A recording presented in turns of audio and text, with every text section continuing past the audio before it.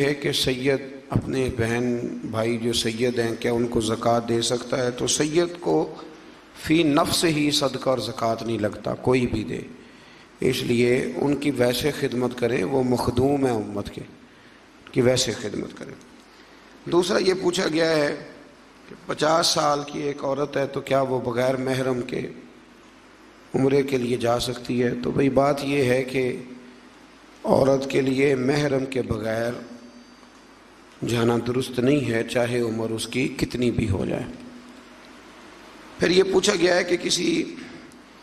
بیوہ عورت کے پاس صدقہ اور زکوٰۃ کی خاصی رقم جمع ہو گئی ہے تو کیا وہ کسی کاروبار کے لیے ان پیسوں کو استعمال کر سکتی ہے، کسی کو دے سکتی ہے؟ جب آپ کسی کو زکوٰۃ دیتے ہیں تو آپ کے لیے تملیک شرط ہے، فقہ کا ایک جملہ ہے تملیک، مطلب یہ کہ سامنے والے کو مالک بنانا ضروری ہے۔ تو جب آپ کسی کو کسی چیز کا مالک بنا دیتے ہیں پھر جو اس کا دل آئے وہ کرے،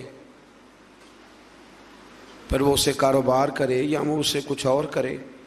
حضرت عمر بن عبدالعزیز رحمۃ اللہ علیہ کے زمانہ مبارکہ میں ایک شخص تھا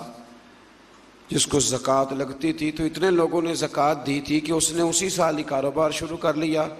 اور پھر اگلے سال اس نے خود زکوٰۃ دینی شروع کر دی۔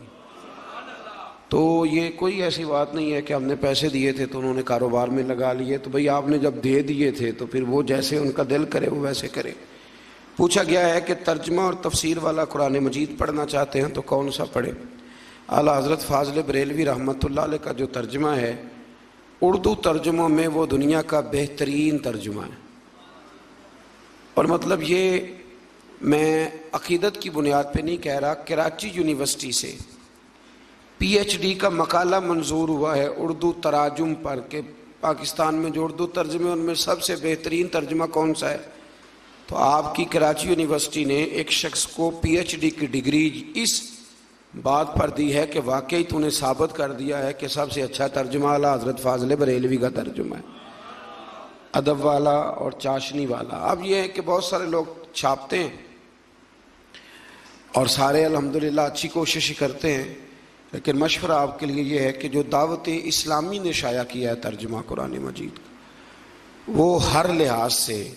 اس وقت جو چھپتے ہیں ان میں سب سے بہترین ہے۔ انہوں نے اس پر بڑا زبردست کام کرایا ہے، جو اس کی یہاں ضرورت تھی تخریج کی وہ تخریج کرائی ہے، اور جس جگہ کوئی انہوں نے دیکھا کہ عام آدمی کے لیے مشکل ہوگی وہاں انہوں نے آسانی پیدا کی ہے۔ تو اس وقت جو چھپ رہے ہیں ترجمے وہ آپ کوشش کریں کہ دعوت اسلامی کا چھپا ہوا ترجمہ قرآن مجید کا آپ حاصل کریں، وہ ایک بڑا عمدہ کام انہوں نے کیا ہے۔ اعلیٰ حضرت کی اور بھی کئی کتابیں انہوں نے چھاپی ہیں اور جو کام کیا بڑا شاندار کیا ہے، علمی اور تحقیقی کام، ان کی خدمات اس میدان میں بڑی عمدہ ہیں۔ تو آپ وہ ترجمہ حاصل کریں اور اس کا مطالعہ کریں، اور اس کے ساتھ حاشیہ ہے حضرت صدر الافاظ البدر المماثل سید نعیم الدین صاحب مراد آبادی کا، وہ حاشیہ ہے، تو بڑا مزیدار کام ہے۔ اگر آپ کو چسکا لگ گیا نا اس کو پڑھنے کا کہ ایک رکوع ترجمہ تفسیر سے روز پڑھنا ہے، شرط یہ ہے کہ مزہ لگ جائے۔ اگر لگ گیا نا تو انشاءاللہ تعالیٰ پھر آپ جتنی مرضی روٹی کھا کے سوئیں، وہ آپ کو آواز ضرور دے گا کہ اٹھ یار ایک دفعہ پڑھ لیں، وہ آواز ضرور دے گا۔